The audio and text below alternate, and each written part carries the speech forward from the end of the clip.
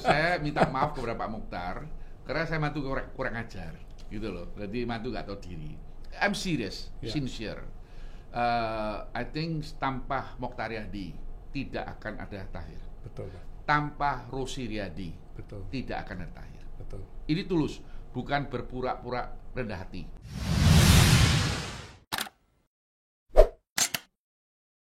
Pak Tahir juga dengan Papa Mama diminta tetap untuk menyelesaikan S1-nya di Nanyang ya. Nanyang, ya. Jadi punya kesempatan untuk kuliah di Singapura. Punya kesempatan kenal Pak istri saya.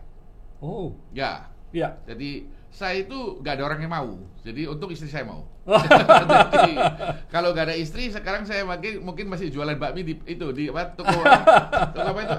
Toko 6 ya. Sudah ya. Istri saya baik, anaknya orang kaya. Dia merendah nikah mas saya. Iya. Dia ikutin semua. Luar biasa ya Pak. Dia cuma minta satu. Saya makan bubur sama you nggak ada masalah. Tapi no ladies. Oke. You tidak boleh hianati saya dalam itu. Ya. Yang lain you mau saya susah apa saya oke. I think he's a perfect woman. Ya.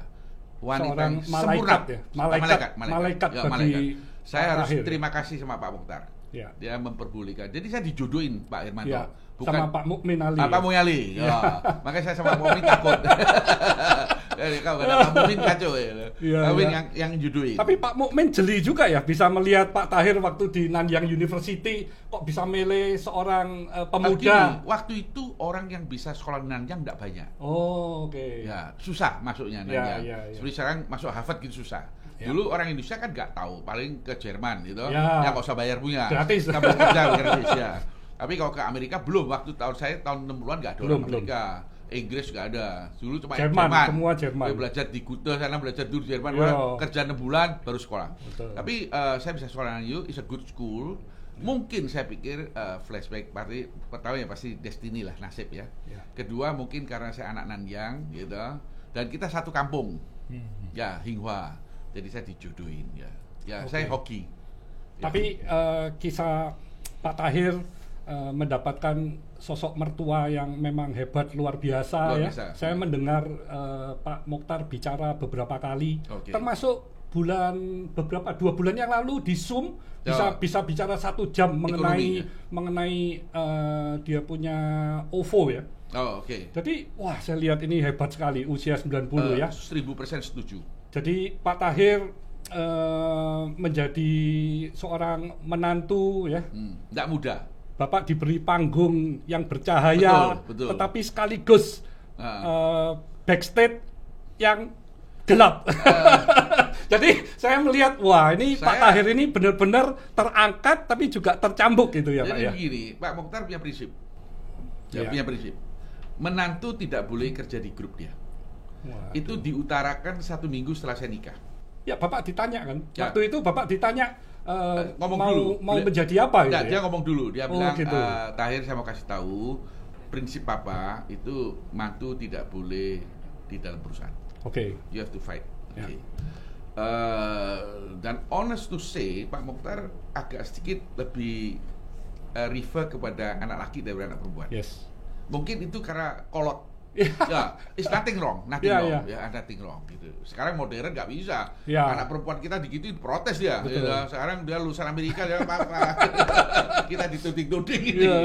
But I can understand that in that time. Lalu baru dia tanya, mau jadi apa you? Saya juga bukan by purpose ya, bukan loh. Bukan maksudnya saya begitu hebatnya, no. Saya cuma ngomong aja, ya saya pikir lebih baik dari Anda.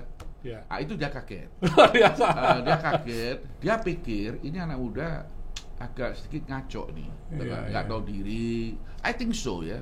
Jadi dia pikir ini anak muda ya, sok-sokan gitu. Tapi saya ngomong itu bukan sok-sokan, karena ketidakngertian. Jadi saya ngomong saya akan melebihi Anda. Saya tegas ngomong, saya akan lebih Anda. Jadi satu hari berapa tahun yang lalu waktu FOB saya di atas dia, saya bilang sama sendiri, finally I do. Iya. Pak Tahir sesungguhnya saya sendiri punya 4 anak ya. 3 perempuan, 1 laki. Persis. Anak laki saya yang ketiga. Saya paling kecil. Jonathan ya.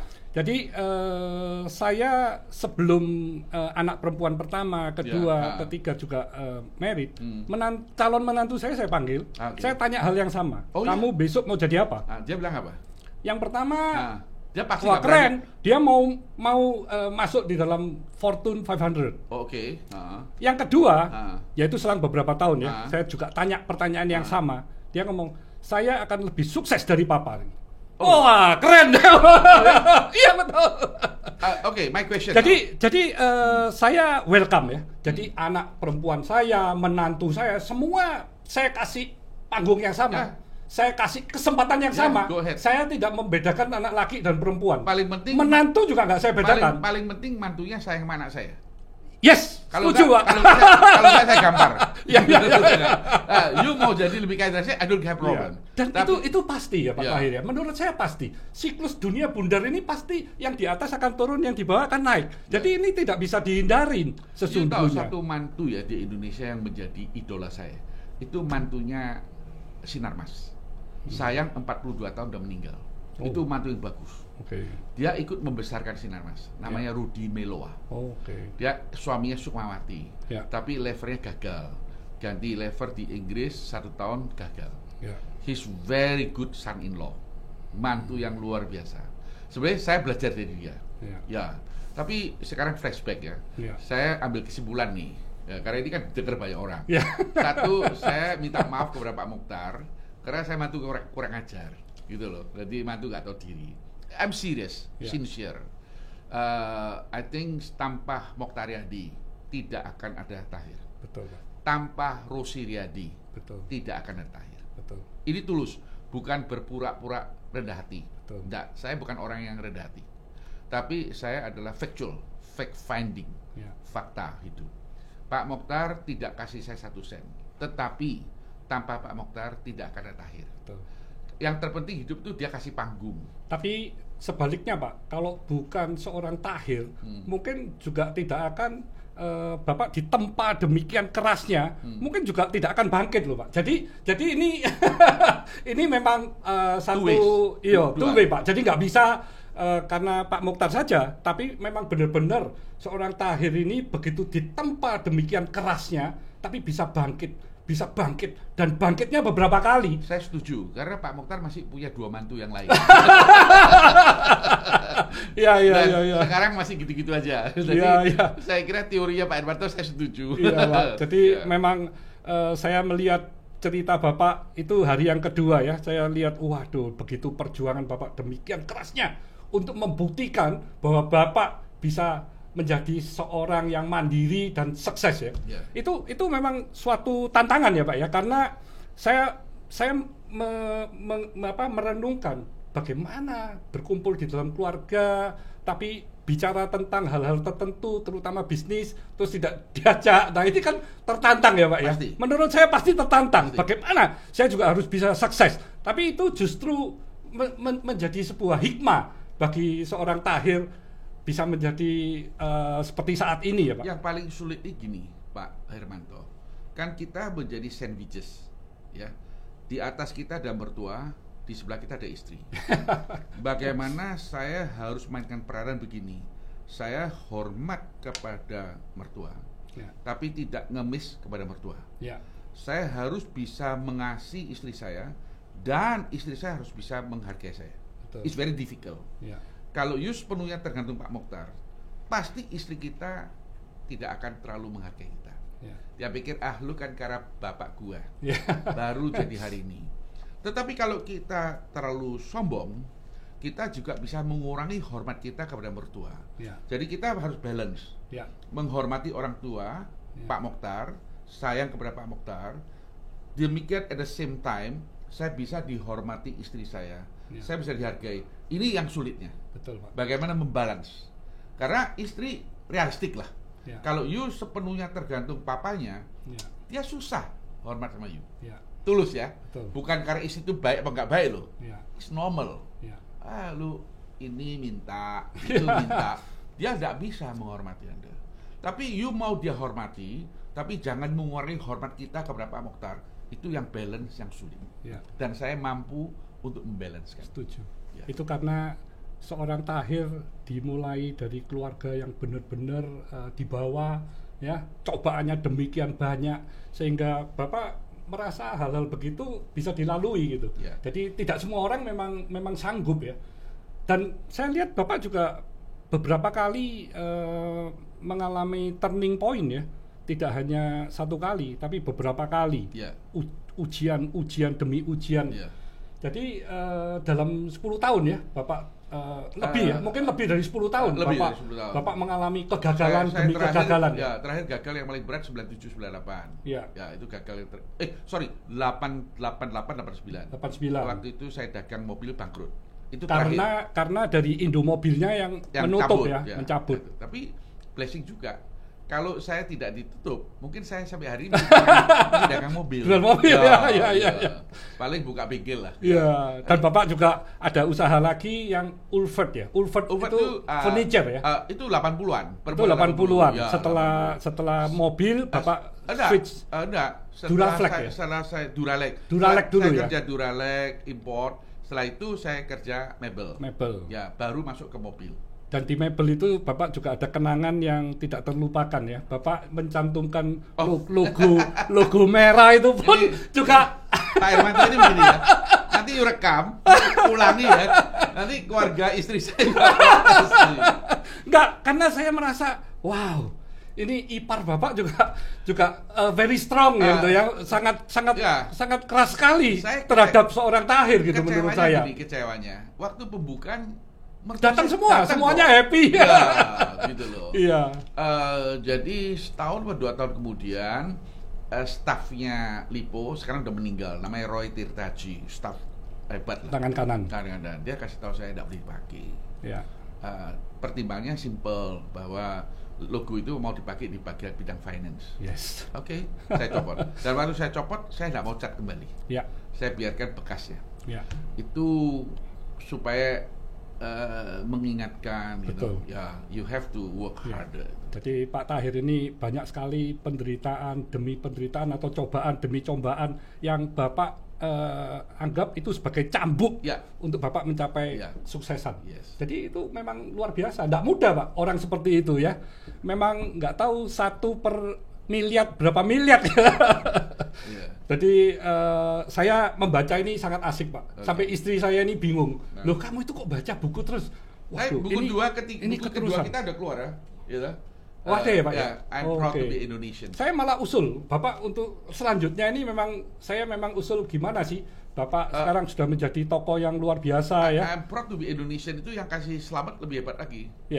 Presiden Prancis Macron tulis komentar. Wow. Obama kasih komentar. Wow, keren. Pasti Bill Gates itu jelas. Tapi orang 2 kepala negara itu Obama sama Macron kasih komentar. SBY ngomongnya bagus. Dia bilang kita hutang kepada Pak Tahir. Betul Pak. Dia itu ada. Mungkin nanti minta ini satu. Itu very good. I'm proud to be Indonesian. Saya bangga sebagai orang Indonesia. Keren Pak. Ya Pak. Jadi Pak Tahir juga akhirnya mempunyai satu ide membuat nama grup ya, yaitu akhirnya keluarnya Mayapada ya Pak ya. Jadi ini artinya juga sungguh sangat besar ya. Enggak, jadi gini Pak Hermanto, saya kan notaris. Saya cari nama yang bagus-bagus, tahu nggak? Dia bilang ini sudah didaftar, ini gimana? Jadi dia bilang sudah daftar, lalu saya tanya dong, kalau itu sisanya apa? Dia bilang ada nama Mayapada, nggak ada orang mau pakai. Saya tanya Mayapada itu apa? Itu ternyata bahasa Sanskerta, artinya universe. Oh sama. Sejagat. Sejagat. Terlalu besar Pak. Nama itu terlalu besar, jadi nggak ada orang yang mau pakai.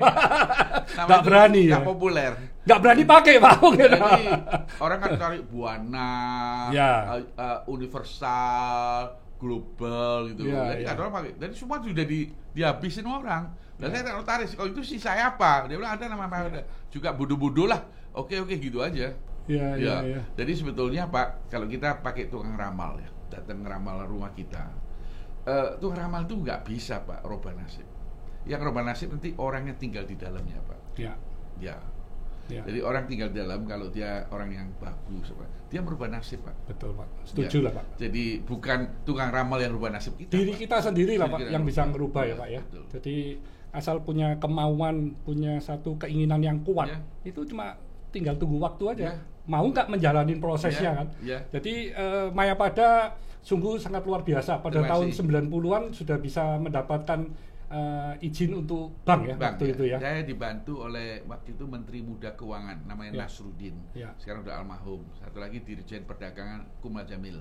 Jadi Pak Kumal itu seorang pribumi, dia datang ke Bank Indonesia, dia merekomen ada orang namanya Tahir dikasih. Kalau you mau tahu kualitasnya Tahir, you tanya Menteri Muda.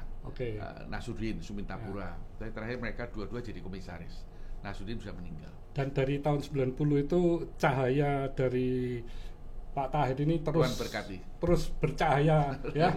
Katanya Pak Tahir waktu itu kan Mayapada masih sebuah bank yang masih kecil sehingga tertutup dengan rindangnya bank-bank yang besar. Tetapi waktu 97-98 yang memporakkan pandakan yang seluruh bank besar, sehingga akhirnya Bapak yang justru terlihat kita bilang mencuat. The sky is blue. Sky is blue. Dulu kalau kita lihat atas amit-amit ada si A, si B, si C, si D, ini hubungannya sama Pak Harto, ini temennya Pak Harto, ini familia. Aduh, kapan lihat matahari? Tapi jadi Bapak benar-benar menjalankan bank ini dengan cara-cara yang sangat konservatif ya? Saya gini. Kalau nggak konservatif 97-98 Bapak pasti ikut kolaps dong. Jadi gini Pak Hermanto, bank itu dengan kasus tahun 2020 saya kena terapa isu. Saya baru tahu it's not easy. Oh, nggak gampang Pak. Nggak gampang. Saya kan diisukan Jiwasraya lah ini itu gitu. Tahun berapa itu Pak? Tahun ini kan. Oh baru. Oke. Terlibat di Jiwasraya lah, Beni Cokro lah apa-apa. Tapi ya alhamdulillah ya bahwa ternyata Kejaksaan Agung di Komisi 3 mengklirkan bahwa kita periksa ratusan orang, institusi, tidak ada nama Tahir mau Bank Merah. Rumor itu memang jahat sekali Pak, apalagi saat ini kalau di sosial media itu beredarnya itu demikian cepat. Jadi kalau nggak ada pembenaran, itu bisa-bisa dianggap orang benar Pak. Terakhir ya, kita cuma mikirin pagi bangun, malam tidur, mikirin satu nasabah. Karena nasabah penting. Saya pikir aduh keluarga saya nggak punya cacat ya. Masa kita gara-gara punya cacat? Dan dari anak-anak saya gimana? Dan dari anak saya kok keluar dituding-tuding orang, saya tidak mau. Jadi saya fight. Sampai hari ini Pak Hermanto, keluarga kita, anak-anak saya taruh uang di Bank Merah di perusahaan terbesar. Kira-kira ada 4 triliun. Wow. Saya menempatkan aset pribadi, bukan uang, aset pribadi di luar aset bank, kira-kira 11 triliun. Dan puji Tuhan ya, hari ini kita sekarang Kamis ini kita uang di Bank Indonesia ya. Deposit di Bank Indonesia kita mungkin ada kira-kira hampir 10 triliun. Puji Tuhan. Bersyukur. Pak Tahir, kalau flashback ke 97-98 Pak, ini kan tidak banyak bank yang bisa survive. Pak Tahir dengan Mayapadanya kan malah justru pada saat itu lebih bersinar lagi. Itu seperti bisnis kami Pak. Jadi Avian ini kami juga 97-98 dan seluruh grup nggak pernah ada masalah Pak. Ada Aqua Avian tuh ya? Oh nggak ada. Nggak ada. Nggak ada Pak. Avian itu Perancis ya? Avian.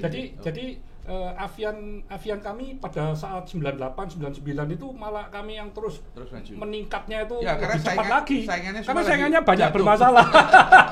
Dan kami waktu itu juga dipercaya oleh seluruh supplier tanpa LC, semuanya ngirim barang. Setelah barang terima saya transfer dan saya tidak pernah meleset dari janji. Nah itu adalah reputasi yang kita tetap harus jaga. Kalau saya terbalik Pak Hermanto. Saya karena bodoh, I don't make mistake. Bukan karena pinter. Jadi karena kita bodoh. Menurut saya bukan bodoh Pak, tapi not greedy. Karena kalau orang pada zaman itu, kenapa kok mesti pinjemnya US dollar? Karena selisihnya bisa 15%. Persis. 15% terus selisih setiap tahun cuma 5%. Berarti savingnya 10%. Ambil untung. Mereka kalau ngitung kan saving 10%. Tapi kalau terjadi devaluasi, jadi give up aja Pak. Jadi saya punya disertasi doktor ini bahas 97-98. Nanti kalau nggak keberatan saya kirim disertasi saya. Boleh Pak. Senang sekali Pak. Saya udah diuji di Tokyo U sama Malaysia U. Kalau mau ujian harus 2 jurnal diuji dulu. Keren sekali. Di luar negeri ya.